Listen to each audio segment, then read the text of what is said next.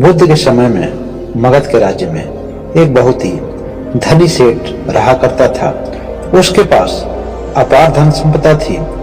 उसके पास एक बहुत बड़ी हवेली भी थी जिसमें बहुत सारे नौकर चाकर काम करते थे। उसने जब अपने धर्म के बारे में आकलन किया तो उसे इस बात का ज्ञान हुआ कि उसके पास जो भी धन संपदा है उसकी केवल इसी पीढ़ी के लिए पर्याप्त है। यह सोचकर वह मुश्किल में पड़ गया। उसे इस बात की चिंता होने लगी कि मेरे आने वाली अगली पीढ़ी और उसके बच्चे और उनके बच्चों के बच्चे, उनका क्या हाल होगा। फिर धन के बारे में, धन के अभाव के बारे में उसकी दिनचर्या कैसे होगी, यह सोचकर वह परेशान होने लगा।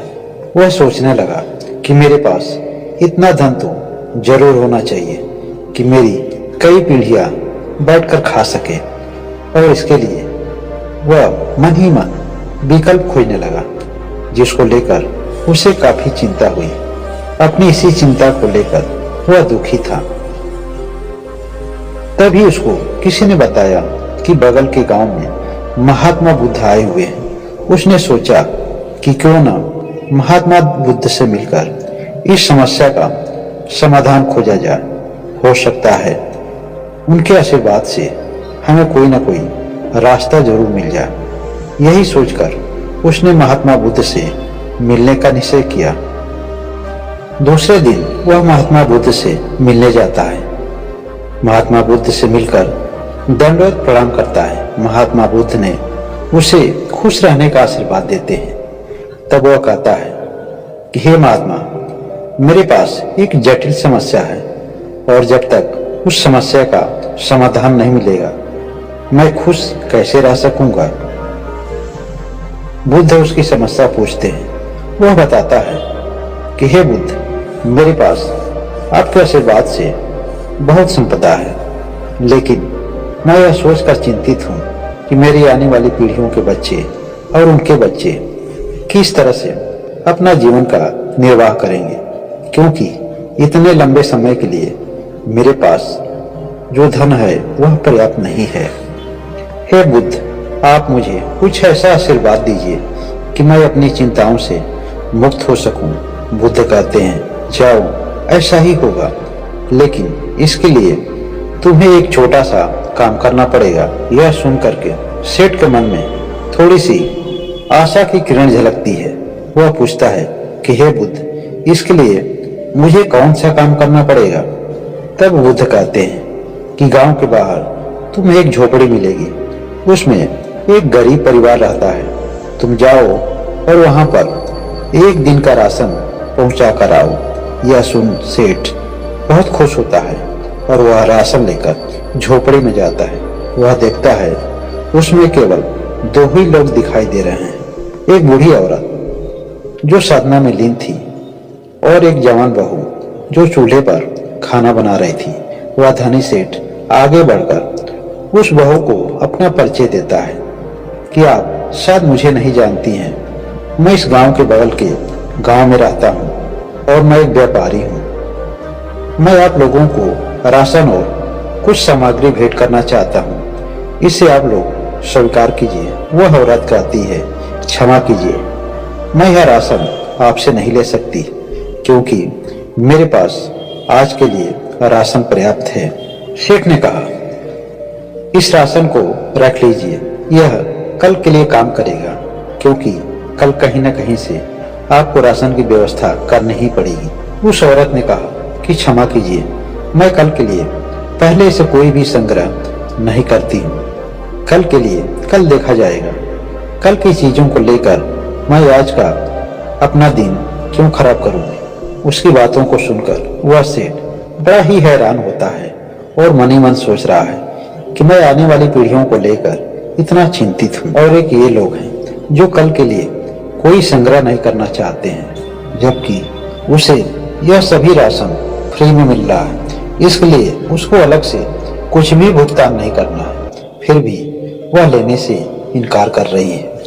उस दिन वह सेठ लौटकर अपने घर चला जाता है और दूसरे दिन बुद्ध के पास आता है। बुद्ध से मिलकर वह कहता है कि हे बुद्ध, मैं यह बिल्कुल नहीं पूछूंगा कि आपने मुझे कल गरीब की उसी झोपड़ी में क्यों भेजा था, क्योंकि मैं अब जान चुका हूं। लेकिन मैं आज आपसे यह जानना चाहता हूं कि आखिर चिंता होती क्यों है।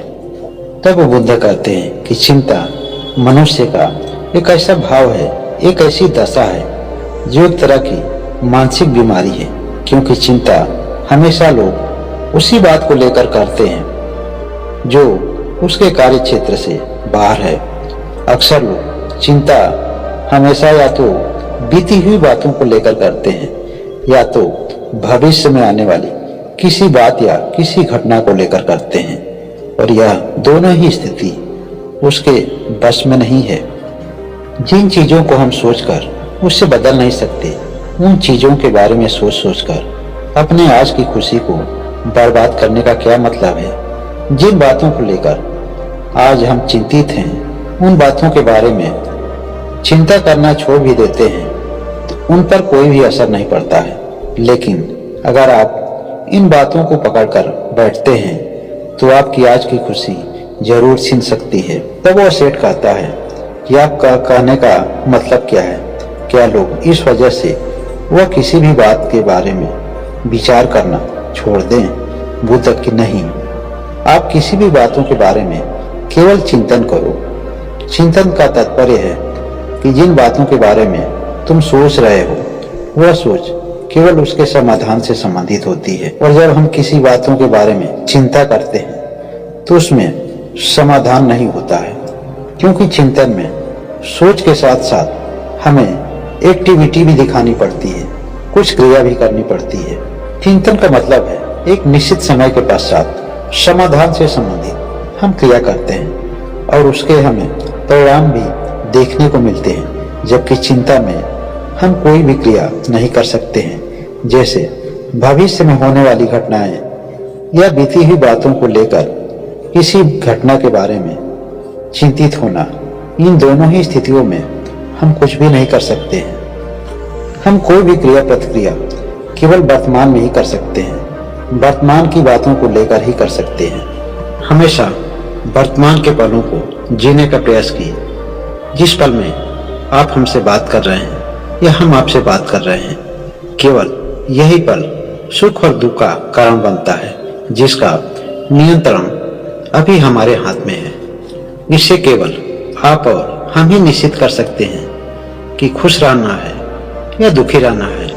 अगर सुखी रहना है तो अभी केवल वही काम कीजिए जो आपके बस में है, जिसे आप कर सकते हैं। अक्सर लोग उन्हीं बातों को लेकर चिंतित हैं, उन्हीं चीजों को पाने में अपना पूरा समय और पूरा जीवन गंवा देते हैं, जो कभी भी किसी भी समय नष्ट हो सकती है। लेकिन आपके द्वारा किया गया कोई भी महानतम कार्य आपको आपके जाने के बाद भी आपको लोगों के विचारों में जिंदा रखेगा।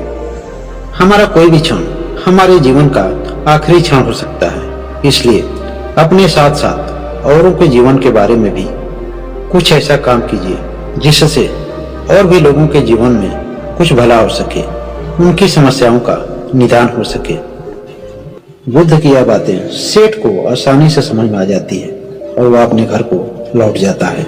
दोस्तों, मैं इस कहानी को समाप्त करने से पहले यह आग्रह करूंगा कि जो लोग मेरे चैनल को अभी तक सब्सक्राइब नहीं किए वह जरूर सब्सक्राइब कर दें। बहुत बहुत धन्यवाद।